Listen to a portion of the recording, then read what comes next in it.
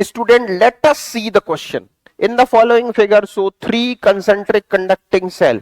The two inner cell are grounded and charge Q is given to the outer cell. Statement 1 कह रहा है net charge on appearing on the innermost cell is.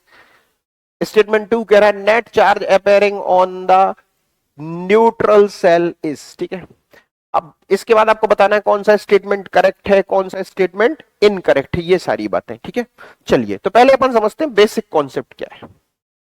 तो सबसे पहले अपन आते हैं basic concept क्या है यहां पे। तो बेसिक कॉन्सेप्ट ये है कि ये कोई स्फीयर है, अगर इसको आप कभी भी अर्थ से कनेक्ट करते तो इसका पोटेंशियल जीरो हो जाता है। ये आपको दिमाग में सेट करना। इसको कभी भी आप अर्थ से कनेक्ट करेंगे तो इसका पोटेंशियल कितना हो जाएगा, जीरो हो जाएगा। ठीक है, दूसरी चीज आपको समझना है कि जब भी दो इस तरीके से कंडक्टिंग स्फीयर आपको दिए जाते हैं, ठीक है, इस पे चार्ज सपोज Q1 है, इस पे Q2 है, इसकी रेडियस A है, इसकी रेडियस B है। अब अगर आपको अंदर वाले स्फीयर का पोटेंशियल निकालना है तो इसका जो फॉर्मूला होगा अंदर वाले स्फीयर के पोटेंशियल का, ये होगा K Q1 upon A plus बाहर वाले से सरफेस के इक्वल पोटेंशियल इसको भेजा जाएगा, यानी K Q2 अपॉन B। तो ये किसका पोटेंशियल हो गया, अंदर वाले स्फीयर का। अब बाहर वाले स्फीयर का पोटेंशियल अगर आपको लिखना है तो बाहर वाले पोटेंशियल का खुद का पोटेंशियल होगा K Q2 upon B plus अंदर वाले से बाहर वाले तक जो पोटेंशियल पहुंचेगा वो होगा K Q1 अपॉन B। ठीक है, तो ये दो चीज आपको बहुत अच्छे से लर्न करनी है इस क्वेश्चन को सॉल्व करने के लिए। चलिए तो क्वेश्चन पे आ जाते हैं वापस।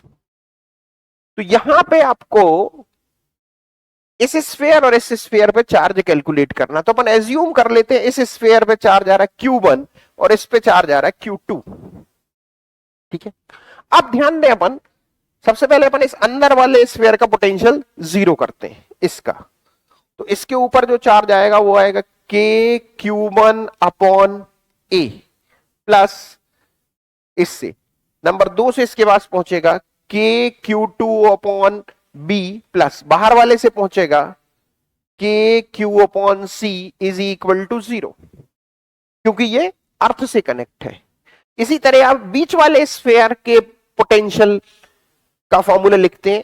ठीक है, तो बीच वाले के लिए अपन लिखेंगे सबसे पहले, तो सबसे पहले इससे इस पे कितना पोटेंशियल पहुंचेगा, ये होगा K Q1 upon B plus K Q2 upon B plus K Q upon C is equal to 0। अब आप ध्यान दें, इन दोनों में ये दोनों टर्म इक्वल है। अगर अपन एक इक्वेशन को दूसरे से माइनस कर दें, एक इक्वेशन को दूसरे से माइनस कर दें, ये माइनस कर दें इसको, तो ये दोनों कैंसिल हो जाएंगे और आपके पास जो इंफॉर्मेशन बचेगी वो बचेगी K Q1 upon A minus K Q1 upon B is equal to 0, यानी यहां से अपने पास आएगा Q1 upon A is equal to Q1 upon B।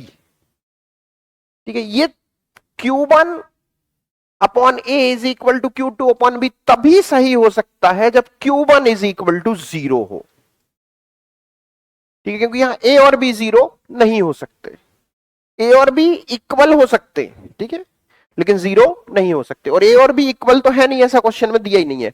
तो ये क्लियर हो गया कि Q1 0 है। Q1 किस पे चार्ज है, इनर मोस्ट स्फीयर पे।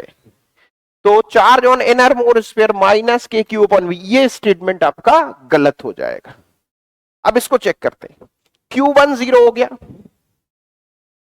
अब आपको Q1 0 हो गया तो आप यहां से भी Q2 निकाल सकते हैं और यहां से भी निकाल सकते हैं।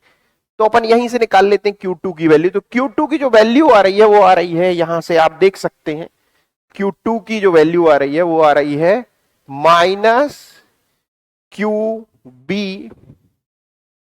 K कैंसिल हो जाएगा, ये B ऊपर पहुंच जाएगा अपॉन C। तो इसमें दिया है माइनस QB अपॉन C, तो ये बिल्कुल करेक्ट स्टेटमेंट है।